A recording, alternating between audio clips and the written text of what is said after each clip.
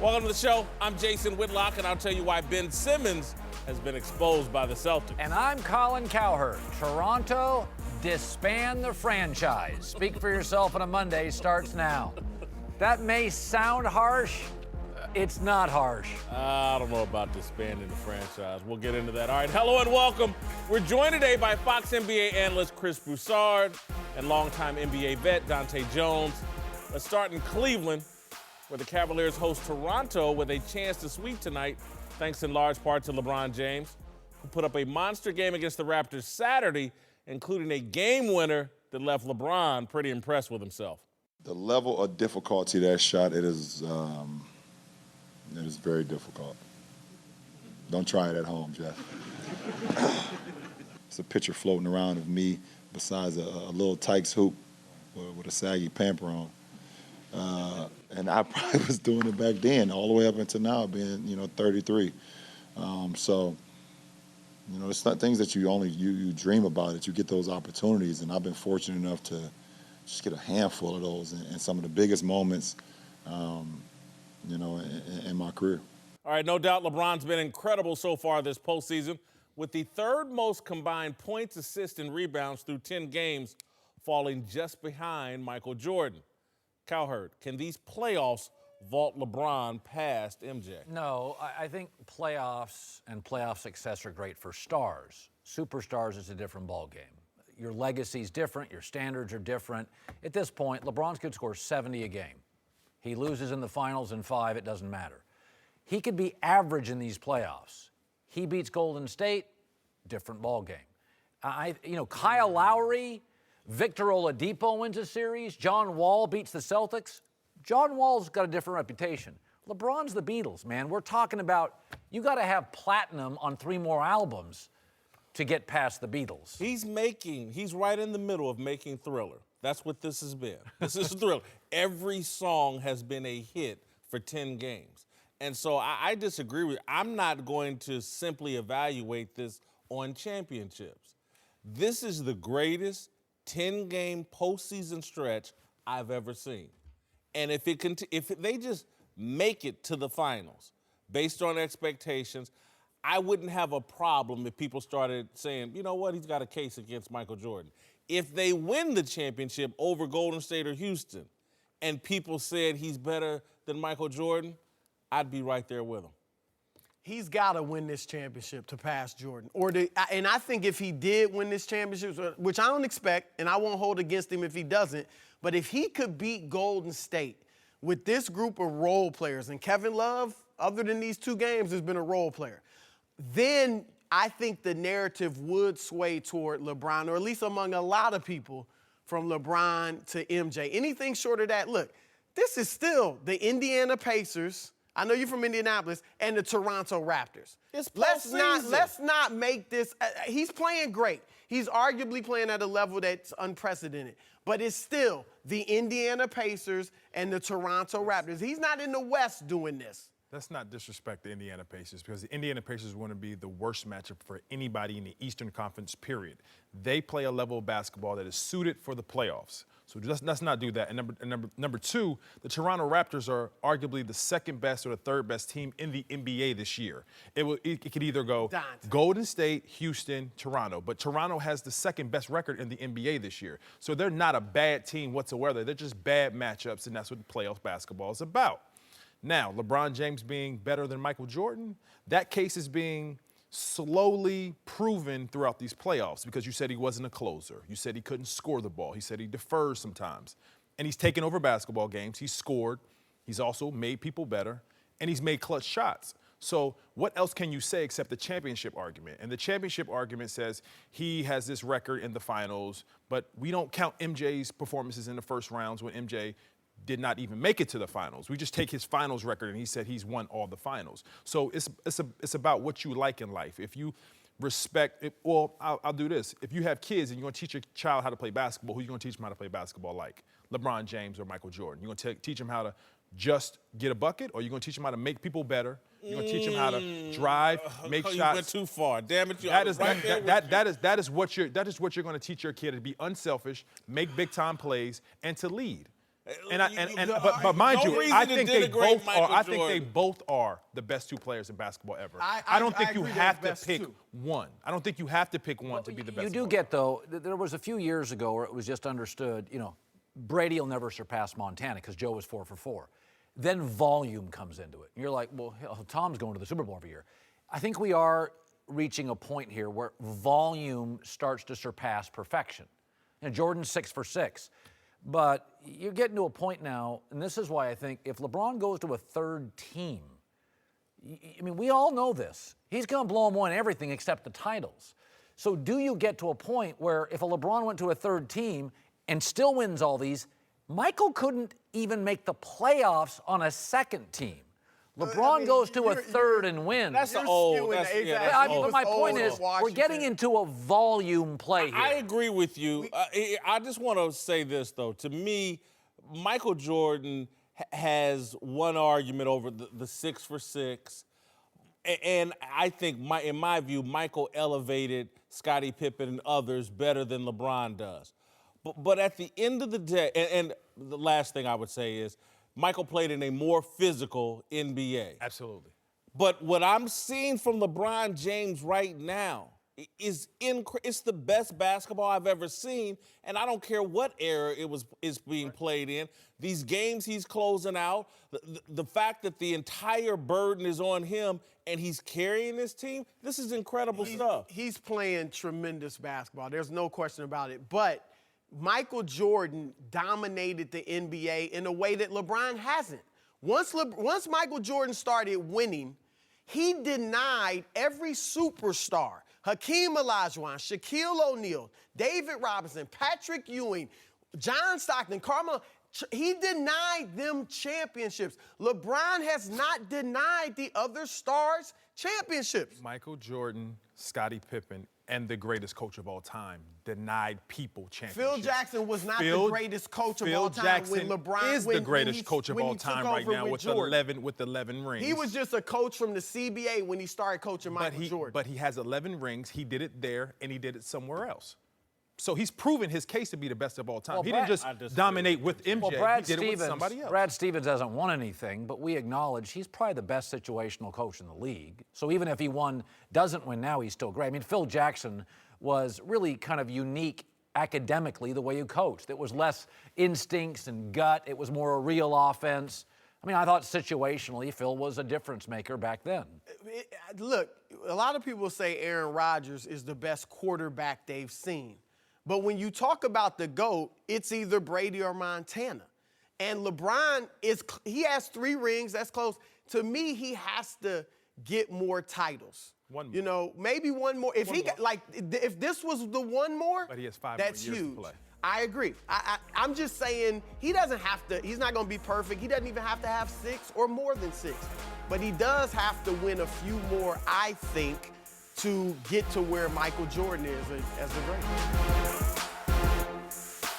This time of year brings us 2 things, graduations and Father's Day, and the gifts that go along with them. Before you buy Dad another tie or that grad a balloon that will probably float away, ask yourself this: does my dad or grad like wings or sports, or better yet, both? If the answer is yes, then get them a Buffalo Wild Wings gift card. Right now, if you purchase $30 worth or more in-store or online, they'll give you a $5 bonus to keep for yourself. That's a gift that gives back. How generous of you. Buffalo Wild Wings. Wings, beer, sports. Terms and conditions apply. All right, elsewhere in the East, the Celtics have surprised just about everyone. Will go for a sweep of their own tonight against Philly. After an impressive first round, Philly had sky-high expectations coming into the series. But the guy who sparked them against Miami, Ben Simmons, just hasn't been the same this round, especially in a couple of moments. Huge drop-offs across the board. 26-point swing in plus-minus. Whitlock, has Ben Simmons been exposed? Yeah, I don't think, and again, this isn't me saying that he won't be a great player or he won't be an impact player, but basketball is about putting the ball in the hole, and he can't do that, not from outside the lane. And Brad Stevens is making a mockery of Ben Simmons' inability to shoot the ball, and it's taken a lot of the shine off of Ben Simmons. I mean, he looks like a bigger, stronger Lonzo Ball to me, and hell, Lonzo's got a better jumper. Well, I don't think he's been exposed. I think he's been reminded he's 20. And I think what's happening now is a 20-year-old. Remember, he didn't go to March Madness. This is it. Like, this is the first time glares on He playoff. can't shoot in March Madness either, Colin. He can't shoot. By the way, Magic came into this league. Not like this. Well, I would say this. There are no other 6'10 points that strong, that play that kind of defense, that can ball handle like that and have that vision. We've fallen in love with Giannis. He can't shoot either. There's in this era, if he dominates the point physically, he's going to drop 17 a game, 13 assists. Shooters will want to play with him. This is not. There's swept right now by injury-riddled Boston team. He 1 point. He's 1 point in a game. He's a 20-year-old kid. He's been reminded of his deficiencies. Yes, we've known he couldn't shoot. He's been dominating, or he's been performing at a high level throughout the season, not being able to shoot. He's just on a learning curve right now. And in the playoffs, it's about matchups, but it's about coaching. And the coach of the year, Brad Stevens, has done his job and tried to take him out of the game with their transition defense and making sure they crowd the paint and make sure he doesn't get easy things. And now he's trying to learn how to be effective in the playoffs. He's learning. This is his first year. He's not supposed to be perfect. He's not held to that stature. He's not held to an MVP caliber playoffs. He's trying to be the rookie of the year, and he's trying to keep getting better. Yes, but his job is not to score. His job is to rebound, make people better. His job is to distribute the ball. His job is not to score, and that's not what he hangs his hat on to be an effective basketball player. We think point guards now have to be scorers. They weren't for the first 50 years of the league. 1 point. Show me the Bob Cousy 1 point game. Show me anybody. He struggled. Stockton's 1 Hold point on, game. Larry Bird, who was a scorer, he had 2 8-point games in his first trip to the finals. Yeah. So it happens. 4, 5, Paul 6, George 7, just 8. scored 5. Okay. Paul George This just is scored 5 8. points. This is 8, No difference and this between is 8 and 1. 1. There's no difference between 8 and 1. They're both I'm bad. telling you that. Ben Now listen, Simmons is not a scorer. Exposed, as you know, never tried to exposed be. is too strong. Exposed implies he's phony, he's fake, he's not that good. He is still going to be a great player. And look, if it weren't for J.J. Redick throwing that boneheaded pass, if it weren't for Ben missing a dunk, which was a fluke play, this is a 2-1 series. And I could argue they should have won game 2. Yes. This could easily be 2-1 the other way. It's not all on Ben. Yes, he has to improve his jump shot, but Listen, it's not if you all go on to him. the great NBA players, some of it's DNA.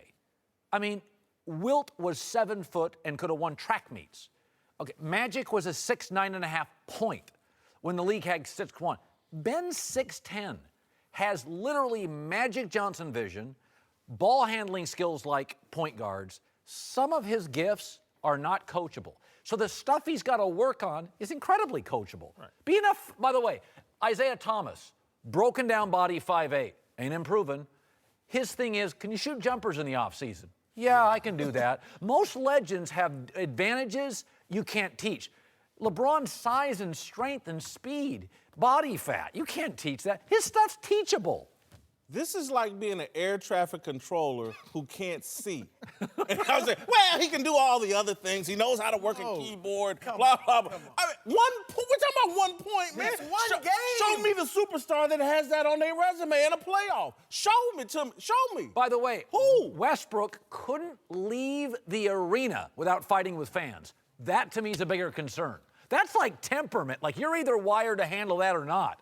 He's a 20-year-old rookie, Jason. He's a 20-year-old rookie. They have a scoreboard for a reason. Okay, It's a hold on. round basket. You put the ball through it. That's the game. Who's the best point guard ever? Magic Johnson? Magic Johnson, the best point guard ever, dribbled out the clock. Dribbled out the clock in the finals game. You know what that clock is? It's a big round thing with numbers on it. You know what? That happens. It ain't more important than the happens to scoreboard. people. It happens to great players. He only took 4 shots that game. Like he prioritized more. I respect that about him. froze. Because he prioritizes the game in itself, not just one facet of it. And he tried to do too much in that game, and it's a learning experience. It's not just about he wasn't trying to score. Look. He's been 0 brought. for 4. He didn't shoot. It wasn't 0 for 20. He needs to shoot We more. sit here and talk about Lonzo Ball and Magic Johnson trying to put him in the rafters. We tried to put Ben Simmons, again, We've heard it from LeBron. LeBron, he's the next guy. He's the next LeBron James. We've heard it from you, Colin. He's going to replace LeBron James. You can't do that scoring 1 point in a damn basketball game. You can't do that if you can't shoot. The game is very simple. No. It wasn't 1 point in a basketball game. It was 1 point in the playoffs. It was 1 point Yes. in a playoff game. So that's different than a regular season game. So LeBron James didn't have that measuring stick in his rookie year because where was he at? That's right. So He didn't make the playoffs. So he led his team.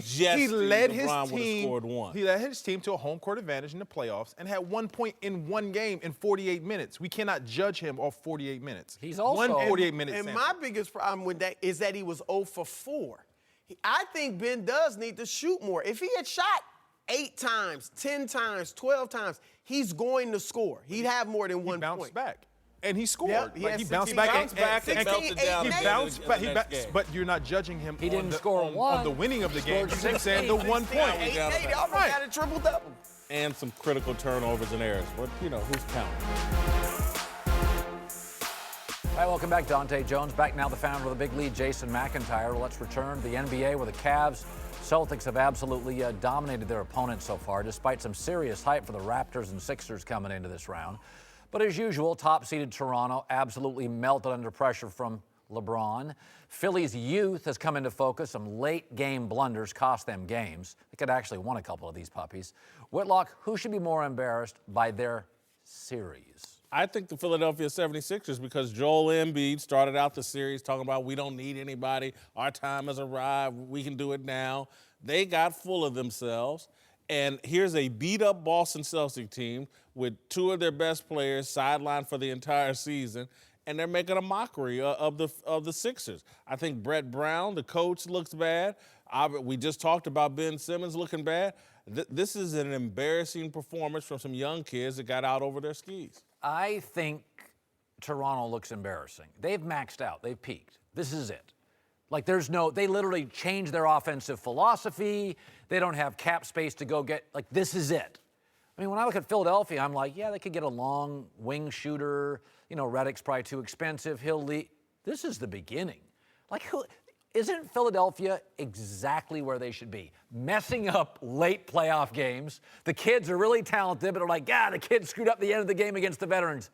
That's what happens in the playoffs. They're getting beat by kids, too. Jaylen Brown. Well, Al Horford, Brad Stevens. By the way, these guys have been there before. Jaylen Brown was in a playoff performance last year. Terry Rozier's been in a playoff series. Philadelphia is just the young kids that walk into the Y, and the game's really fun. And then at the end of the game, you're like, they don't know the clock. They're screwing up.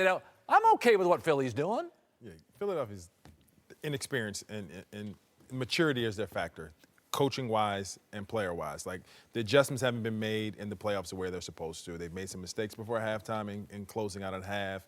The kids have just made some blunders when they weren't supposed to, and they're learning and they're getting better on game-by-game basis. But Toronto, as you said, has peaked. They have the wrong matchup for them, and they just can't beat this team. 9 consecutive losses to the same team. I mean, mentally they're fragile. You wouldn't be surprised tonight if Philly beat the Celtics by 5. You'd be shocked if this veteran team beat Cleveland tonight. Wouldn't you be shocked? One team's playing Godzilla, and the other team is playing, But Boston has experience, too. Yeah, so, they do, yeah. So Terry Rozier has been to the conference finals before. And Jaylen Al Brown has Horford been won to the 60 conference games in Atlanta. These Al guys have Horford has experience. won. These Raptors are an embarrassment, okay? Whitlock, have you ever seen a bigger bunch of frauds in the Eastern Conference? These guys in Game 1 vomited all over themselves in the fourth quarter, choked away a 10-point lead, losing overtime, and LeBron's laughing at them. J.R. Smith's hitting 3-pointers, looking at the bench and being like, it's over, guys. They crush in Game 2. They win Game 3. The Raptors are who we thought they were. I can't believe I fell for these guys. They had the Cavs in the perfect spot, okay? LeBron's tired, that exhausting 7-game series against your Pacers.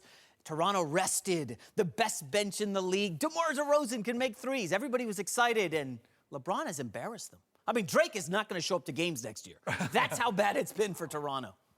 LeBron James is Superman, and we're acting shocked that Toronto's not kryptonite. And we just talked about it. It's the greatest stretch of playoff basketball I've ever seen. They're dealing with that, and the Philadelphia 76ers are facing a beat-up kid coach who's clowning them. By the way, Indiana took LeBron 7. Okay, Toronto is going to get swept. They haven't taken him 7 yet. And that's 3 years. If you had 3 years to try and figure this equation out, not just one serving size. You've had multiple times to find out whether it was the conference finals, whether it was second round last year, whether it's second round year this year too, to be able to figure this out. Do the Sixers remind you a little of Kobe and Shaq early when they got swept by the Jazz? Remember Kobe throwing up air balls in the postseason? Paul Malone and John Stockton. Right. Who's on that Boston team? Well, that's Let me ask you this, though. Okay, an emerging superstar. Okay, let's say the Sixers. Emerging superstars on the other team. Let's say the Sixers and Raptors both lose tonight. What do the coaches say after each game? Brett Brown's like, fellas, step one. We're step one. Right. Okay, we lost. Say they lose close tonight. We lost 3 games we could have won. Step one. What is Dwayne Casey saying? You know what he's saying? Hopefully I'm back next year. No question about it. They're going to get blamed. Dwayne Casey's had his bite at the apple several times against LeBron and can't get it done. I still contend Philly talk more smack coming into this. I'm not shocked that Godzilla is letting fire out of his mouth and burning up Toronto. Every Godzilla movie's the same. That's what he does. Canadians don't talk trash. They're too polite. Let's be honest about it. That's not going to ever happen. This is the Speak for Yourself podcast. I'm Jason Whitlock. And before the show moves along, I want to tell you today's show is brought to you by ZipRecruiter. Are you hiring, posting your position to job sites, and waiting for the right people to see it? ZipRecruiter knew there was a smarter way, so they built a platform that finds the right job candidates for you. ZipRecruiter learns what you're looking for, identifies people with the right experience, and invites them to apply to your job. These invitations have revolutionized how you find your next hire. In fact, 80% of employers who post a job on ZipRecruiter get a quality candidate through the site in just 1 day. And ZipRecruiter doesn't stop there. They even spotlight the strongest applications you receive so you never miss a great match. The right candidates are out there. ZipRecruiter is how you find them. Businesses of all sizes trust ZipRecruiter for their hiring needs. Right now, my listeners can try ZipRecruiter for free. That's right, free. Just go to ZipRecruiter.com/speak. That's ZipRecruiter.com/speak. ZipRecruiter.com/SPEAK. ZipRecruiter, the smartest way to hire. Now back to the show. Welcome back to the show. Jason McIntyre is back. We're joined now by longtime NFL coach Rob Ryan. Let's move to Pittsburgh, where Big Ben is still talking about his newest teammate, rookie quarterback Mason Rudolph, who the Steelers just drafted in the 3rd round. Needless to say, Ben still doesn't sound very happy about the decision.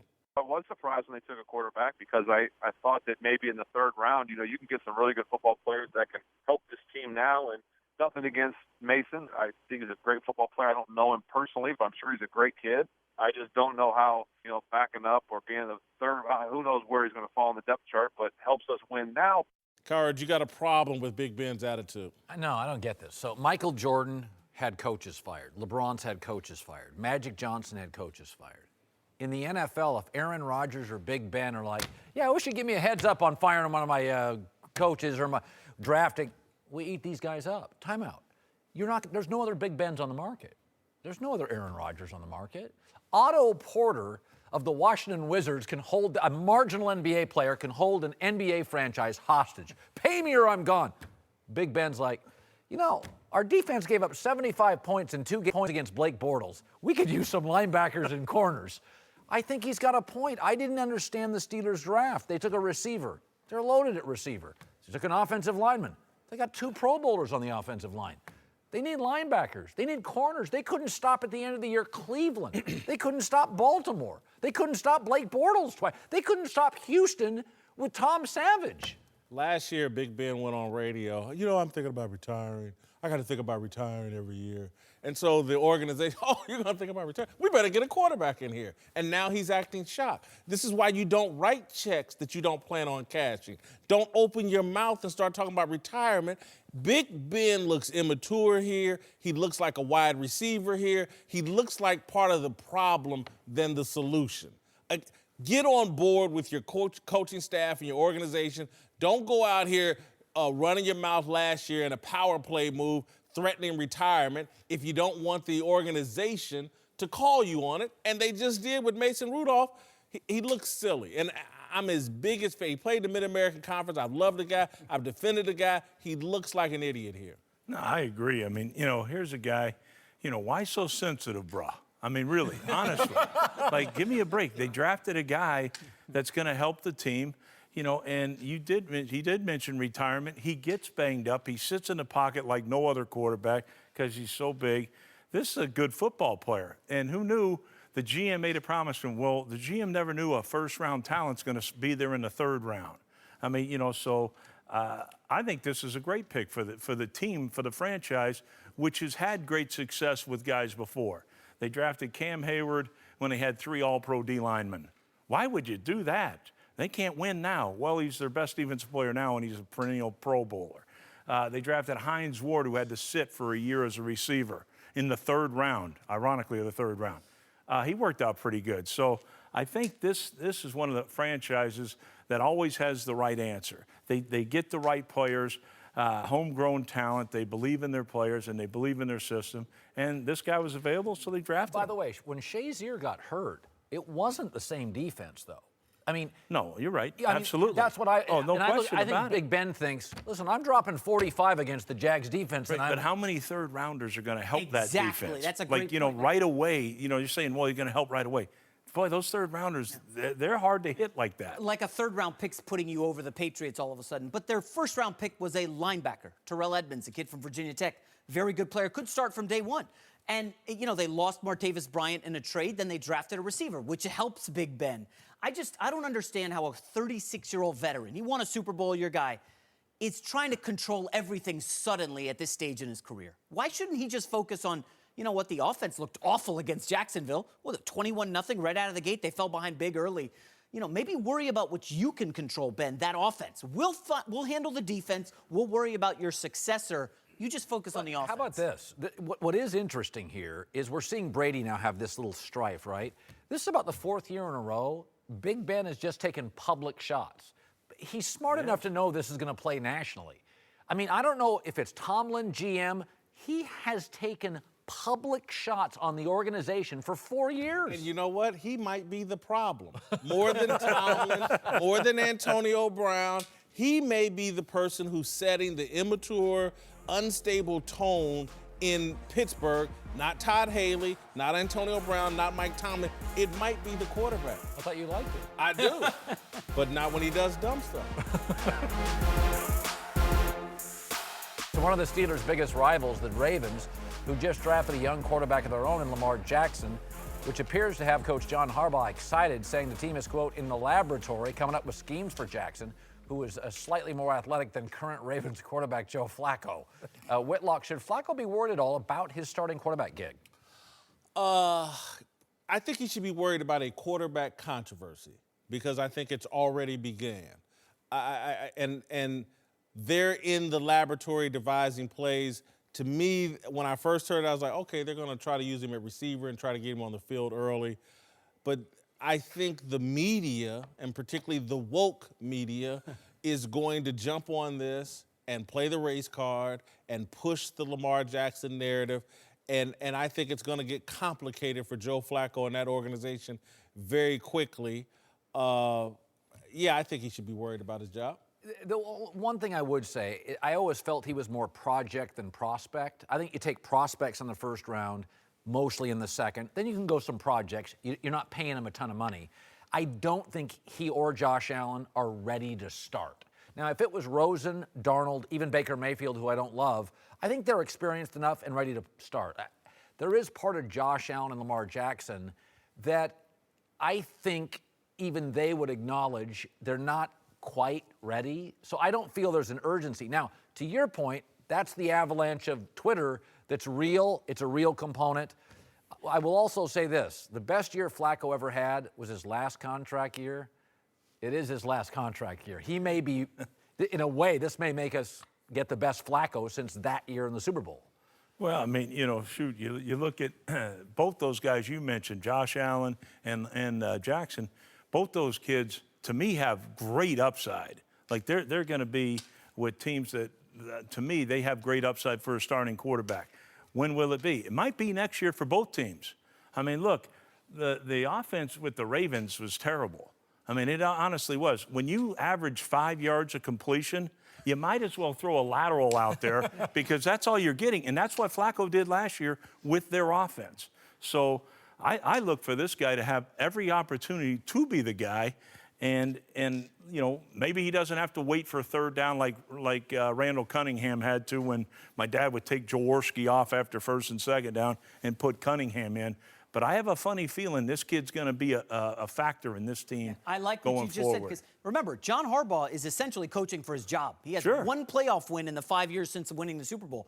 So it would be smart, would it not, to put Lamar Jackson in some surprise packages? It's going to be tough to plan for a 4-3 quarterback. This guy's a blur. And I think that would be a smart move by Harbaugh. To your point, Whitlock, remember, this is a woke media that went after Ravens ownership for the handling of the Ray Rice situation. So they already kind of have a strike one against them. If Lamar Jackson looks good, you're right. I do think they're going to be calling for Lamar to go over Flacco. Colin Kaepernick, people in San Francisco were tired of Alex Smith.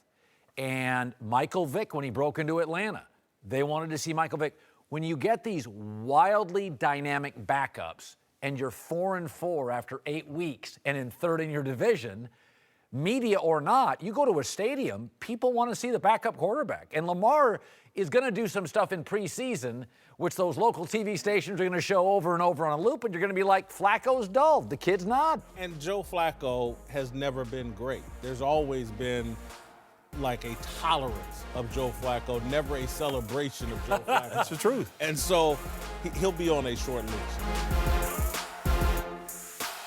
Welcome back. Chris Broussard, Dante Jones back. Let's move to Salt Lake City, where the Warriors took a 3-1 series lead over the Pelicans last night, getting an electric performance out of the Hampton Five lineup of KD, Steph Curry, Klay, Draymond Green, and Andre Iguodala. Meanwhile, the Rockets took a 3-1 lead of their own with yet another dominant W over the Utah Jazz. Whitlock, who's been more impressive, Golden State or Houston? Easy for me. The Rockets. They went to Utah and blew them out. Utah's one of the toughest places to play in the NBA. This is easy. Chris Paul, the way he's performing, they're not even really knocking down threes. They're actually playing defense for a change. Time out. Houston got a break. So Houston opens with the best team they could face, Minnesota. Can't shoot threes. Can't shoot threes. Then they get Utah, whose best three-point shooter, Joe Ingles, is sort of a defensive liability. This has been great for Houston. If you could have picked teams, it'd be like, okay, give us Minnesota, who's athletic with a big but can't shoot a three. Then give us Utah with a rookie shooting guard, and outside of Joe Ingles, not really a three team. But Golden State is throttling a team that humiliated Portland. That Portland series was an underdog sweeping another team. These games are over. Utah didn't humiliate OKC. Right. They beat them in 6. They humiliated them. Look, I don't want to take anything from the Rockets because they have been tremendous. But if I had to pick, I would go with the Warriors because, to me, they're facing a better team. Utah is a great team, but they got one dynamic offensive player, and he's a rookie. That's all you have to worry about. In New Orleans, you got Anthony Davis, Rajon Rondo, and Jrue Holiday are all all-star caliber players. Yes. And so that's a lot more to handle. And you're arguably your best player, your second best player, Steph Curry. He's just working his way back from injury, missed one of the games. So I think that they've overcome more obstacles. You don't like Golden State. It's not that I don't like Golden State. Alvin Gentry's running the same system as Golden State. They're playing themselves. Well, he has put it together. Personnel. True story. Impressed by Houston because Houston did go, like as you said, go into Utah and pull 2 decisive wins, and they did it on the defensive end. They came out and punched them in the mouth and decided defensive tone to a defensive team. And I didn't think they could evolve in that way. I didn't think they prioritized defense as they did. They held the team under close to or under 90 points both games. They came out with a mission to defend and show the world that they can win games by not outscoring teams, and that's what they did. Since when were you impressed with Utah? I didn't hear you bring up Utah all regular season. Here's what I thought, Colin. Here's what everyone thought. When Utah won a game in Houston, Mike D'Antoni has shown back up, and there's going to be a problem. And all of a sudden, that was Dante saying that. No, I said that because I was impressed by a young team that wasn't supposed to win on Houston's floor. Right. But then that young team also has a enormous home court advantage that most people can't play in with the altitude and their home court fans. Like, it's tough. Now, as we are seeing, it's like they're taking defense seriously. They stepped it up a level, and Utah got their attention. And I think today we feel more confident that the Houston Golden State deal is going to be a very good competitive series. I feel more confident about Houston not winning, just being competitive and having a chance to win. Anthony Davis is a real player. I mean, he's a superstar. He's a Hall of Fame level talent eventually. And Golden State is just, and by the way, Golden State's got layers. They're great defensively. They can play small. They can play bigger. They can be physical.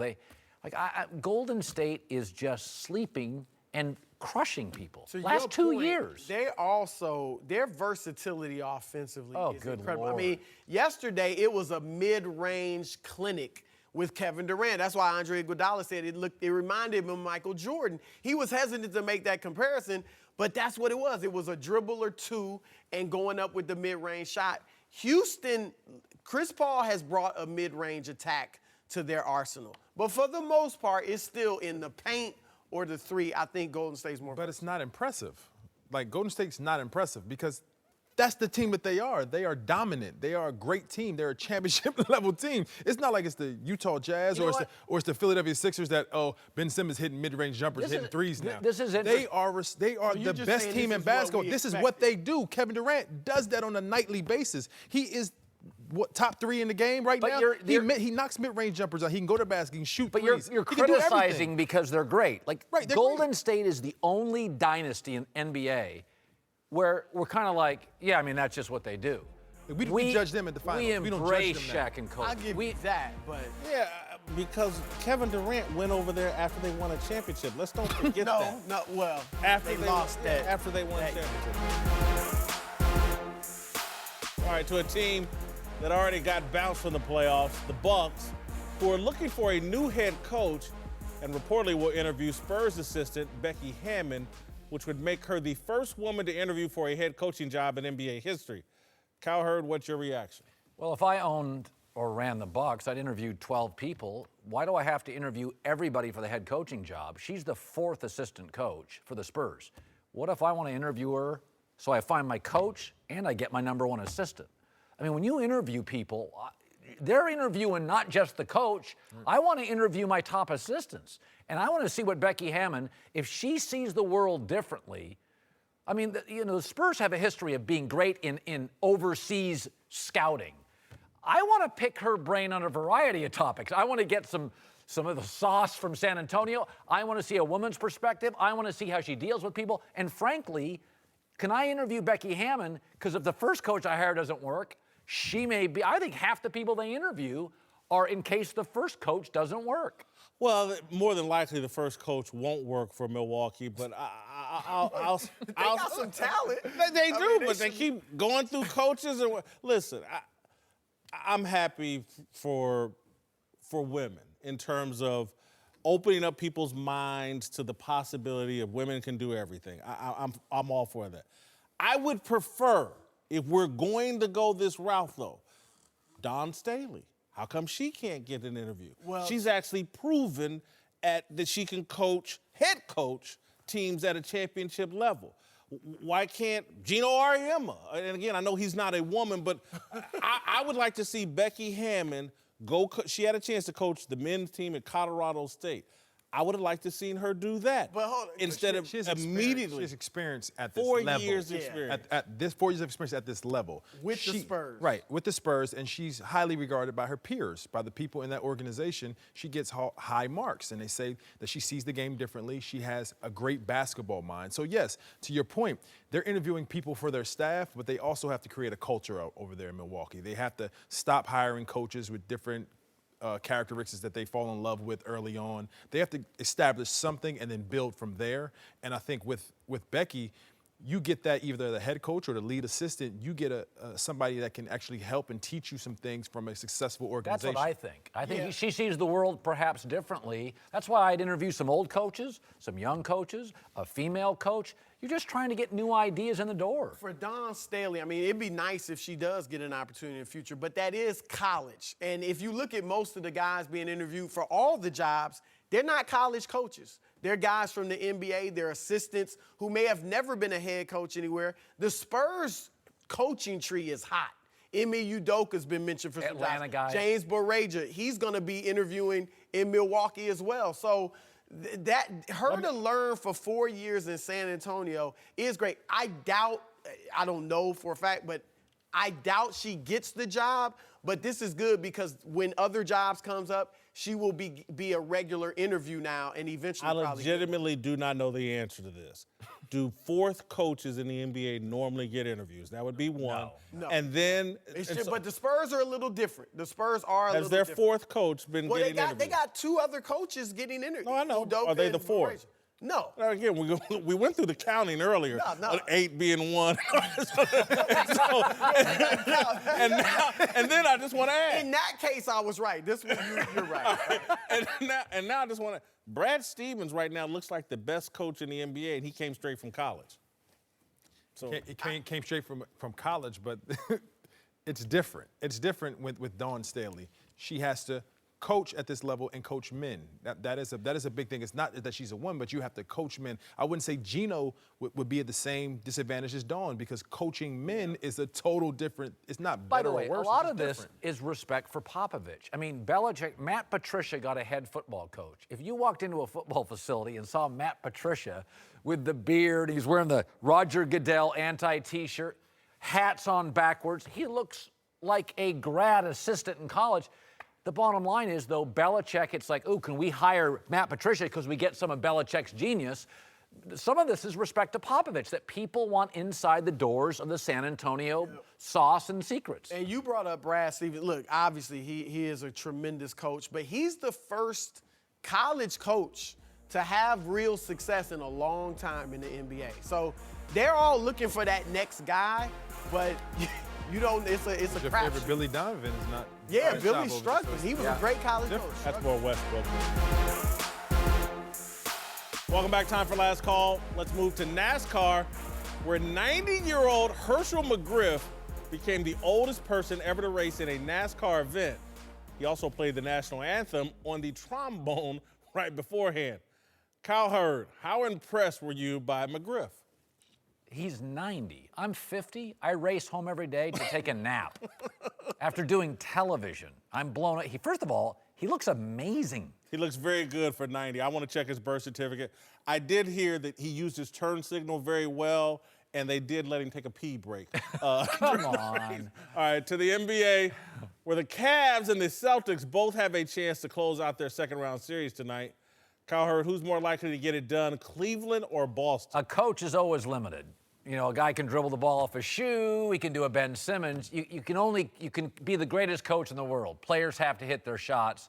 LeBron has more control than a coach. Yeah, LeBron has destroyed Toronto. Toronto's been humiliated. I would imagine Toronto players are already thinking about their golf games, their vacation homes, their wives. Brett Brown could make an impassioned pregame speech that, guys, we should be up 2-1.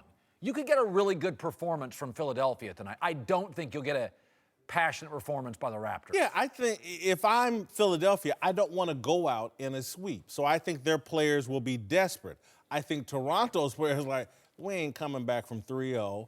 We might as well start our vacation. You know, summers and springs aren't long here in Canada anyway. Let's enjoy it as soon as possible. And so, yeah, I expect LeBron, he's on this run. I expect him to get 40 tonight, and the Cavs will win by 5 or 6 points. Come on, Sixers, make it interesting. Give me one more good day of Eastern Conference basketball. We'll see you tomorrow.